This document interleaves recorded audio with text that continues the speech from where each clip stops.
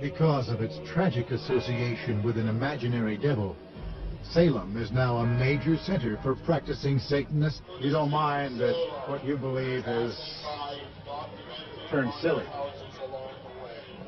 No, in a way, it's kind of good. Even if one person comes here and they go on one of these tours and it strikes a chord in them and they've learned something, I feel that much better for it. Come here early, ladies and gentlemen. It'll be long.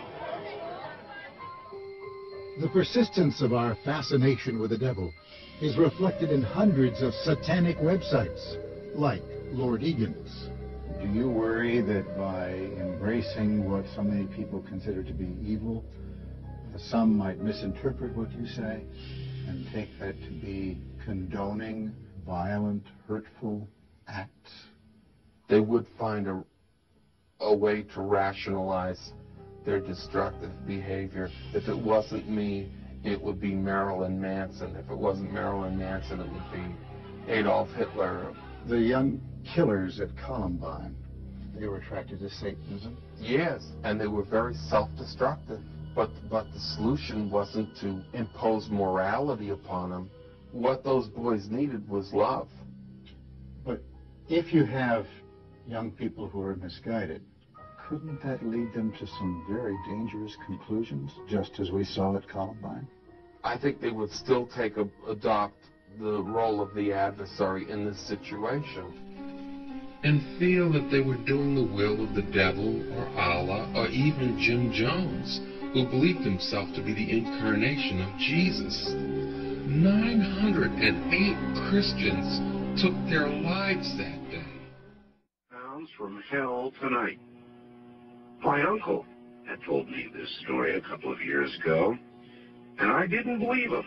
Like one of your listeners who discounted the story as nothing more than just a religious newspaper fabricated account. The story about the digging of the hole and the hearing of the sounds from hell is very real.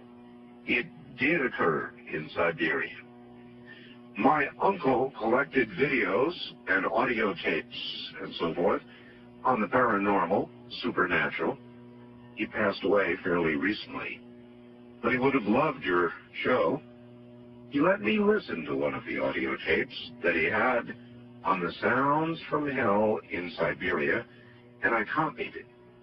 He received his copy from a friend who worked at the BBC. It took me a while to find it tonight, but attached is that sound from my uncle's tapes. It's not the greatest quality, but the sounds are there. I was very hesitant to send you this, as the sound bothers me to listen to. I'd suggest that if you do play it on the program, warn listeners in advance so they may have the option of turning the radio off for 30 seconds while it plays. What you're about to hear is very disturbing indeed.